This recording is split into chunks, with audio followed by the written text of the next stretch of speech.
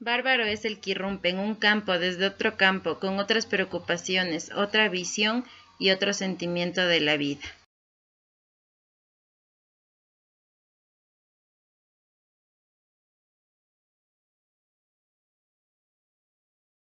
Lacan nació el 13 de abril de 1901. Se apasionó por la filosofía y un autor privilegiado para el área de la ética de Spinoza.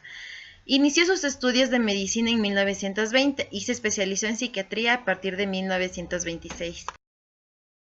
Buscó reorientar el psicoanálisis hacia la obra original de Freud, pues a juicio de Lacan, el psicoanálisis post-freudiano había caído en una lógica biologicista. Este psicoanalista francés se propuso ampliar los postulados psicoanalíticos de los tiempos de Freud, en los que incorpora aportes de lingüística, filosofía, fenomenología y antropología.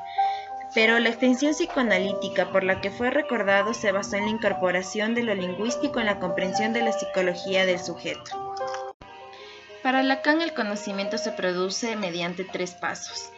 Como G1 ubica la materia prima, que son los datos a procesar. Como G2, los instrumentos teóricos con que se ha de elaborar tales datos. Y finalmente, como G3, o producto, la configuración de la teoría. Lacan crea apoyos para fomentar su teoría. Entre estas está el estadio del espejo, en la que él estudia a infantes de entre 6 y 18 meses de edad, cuando los niños reaccionan con sorpresa al ver su imagen en el espejo, ya que el cuerpo no es percibido como una serie de sensaciones fragmentadas. Al ver su imagen en el espejo, el niño adquiere la noción de completud de su cuerpo, y ésta se puede dar en el espejo o en la imagen de otro niño. En este estadio lo que importa es el reflejo producido, que lo hace reformular las ideas de su propio cuerpo. Así, la constitución del sujeto siempre depende de otro que se encuentra en el exterior. La identificación con eso que se está viendo, sea en el espejo o sea en otra persona, genera una serie de sensaciones y de reacciones que demuestran la conexión con eso externo, que brinda una idea acerca del yo. El estadio del espejo es el momento durante el cual el niño, entre los 6 y los 18 meses, anticipa el dominio de su unidad corporal por la captación de su imagen en un espejo.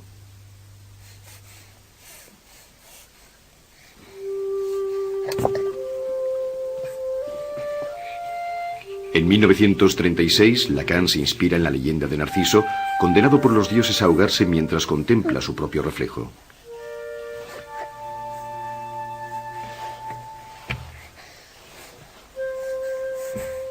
Cuando el sujeto reconoce al prójimo, alcanza la socialización y se desprende del mundo interior centrado en el yo.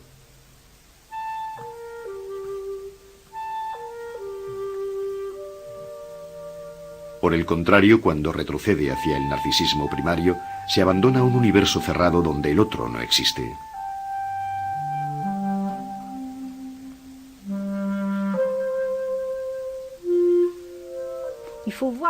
El inconsciente para Lacan. Según Lacan, el inconsciente no está alojado en ningún lado a donde haya que ir a buscarlo. Se produce constantemente y el lenguaje constituye un buen modo de encontrarse con él. Para Lacan, el inconsciente está estructurado como un lenguaje. De aquí parte la lingüística, y con ella la cadena significante. Las reglas del lenguaje. ¿Qué es la cadena significante? La cadena significante es la estructura básica del inconsciente, es decir, del lenguaje del discurso, tal como lo crea el sujeto humano, puesto que los hombres se definen por el habla. ¿Por qué hablamos de cadena significante? El concepto procede naturalmente de la lingüística de Ferdinand de Saussure y de lo que conocía de Jacobson, etc. Pero quiere decir que cuando hablamos, movilizamos en un orden totalmente aleatorio estructuras, es decir, diferencias. El lenguaje está marcado por diferencias, diferencias de fonemas, diferencias de palabras, y estas diferencias se articulan siguiendo una lógica. Y Lacan habla de una cadena porque los significantes se encadenan según una lógica, y la cura analítica debe encaminarse a poner de manifiesto esa lógica que es común a todo sujeto. Pero esa cadena no se cierra, o más bien, se cierra en un final ausente. Es directamente infinita. No se cierra como una pulsera. Es como una pulsera cuyo cierre hubiese saltado. Y ese punto donde salta es, según Lacan, la causa de todo. De la lingüística, Lacan también se sirve de dos figuras esenciales, la metáfora y la metonimia. En la metáfora se produce la sustitución de un significante por otro significante, lo que implica un plus de significación. Lacan da cuenta de ello a través de la siguiente notación.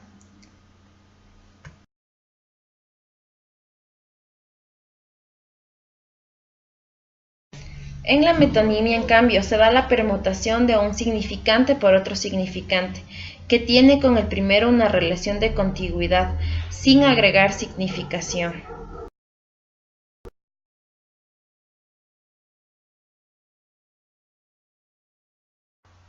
Lo real, lo imaginario y lo simbólico. Lacan explica la constitución subjetiva como una estructura dinámica organizada en tres registros. El psicoanalista francés formuló los conceptos de lo real, lo imaginario y lo simbólico, para describir estos tres nudos de la constitución del sujeto. Lo real es aquello que no se puede expresar como lenguaje, lo que no se puede decir, no se puede representar, porque al representarlo se pierde la esencia de este, es decir, el objeto mismo.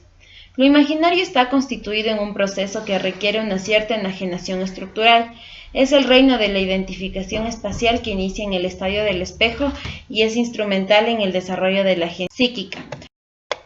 En este proceso de formación, el sujeto puede identificar su imagen como el yo diferenciado del otro. Lo que designa como yo es formado a través de lo que es el otro. Lo simbólico, término que utilizaba para la colaboración lingüística o el lenguaje verbal coherente, genera una reflexión a nivel comunitario del conocimiento primitivo del yo. Crea el primer conjunto de reglas que gobiernan el comportamiento e integran a cada sujeto en la cultura. El sujeto es hablado por el otro y su variación el sujeto es pensado por el otro. Desde el otro es que el sujeto posee un lenguaje y es desde el otro que el sujeto piensa. Las pulsiones para Lacan son los aspectos parciales en los cuales el deseo se realiza. Son manifestaciones parciales del deseo. Difieren de las funciones biológicas en que nunca pueden ser satisfechas y no apuntan a un objeto. La meta de la pulsión no es el objetivo final, sino el camino. Para Lacan, las pulsiones están compuestas por 4 elementos discontinuos. Incorpora estos 4 elementos a su teoría del circuito funcional. En este circuito, la pulsión se origina en una zona erógena, gira en torno al objeto y vuelve a la zona erógena. Lacan identifica 4 pulsiones parciales, 2 de las cuales se relacionan con la demanda oral y anal, y 2 se relacionan con el deseo, la escópica y la invocante. Se presenta un organigrama en el cual nos damos cuenta que Lacan siguió los pasos de Freud. También se ve que el inconsciente está estructurado como un lenguaje. Lacan fue influenciado por Saussure con la lingüística, Lévi-Strauss con la antropología, Sartre con la filosofía, Husserl con la fenomenología, además las matemáticas. Para concluir, se presentarán los principales aportes de Lacan. Sus tesis principales hacen referencia a la importancia del lenguaje, ya que adoptó ideas de estructuralismo lingüístico de Ferdinand Saussure, para sostener que el lenguaje es el fundamento mismo del descubrimiento freudiano del inconsciente. Es decir, su materialidad, de ahí que su principal tesis sea la del inconsciente estructurado como un lenguaje. Por otro lado, el yo en su obra es sometido a un verdadero análisis crítico, ya que para Lacan el yo es el principal obstáculo del psicoanálisis y no se puede plantear su curación. Debido a su interés por lo simbólico y el lenguaje, su trabajo ha influido en la lingüística, así como en la teoría cinematográfica y en la crítica literaria. Con respecto al documento adjunto, se puede decir que esta transformación de los instrumentos como la diversidad de sus campos de procedencia nos permiten afirmar que la intervención de Lacan es una irrupción bárbara.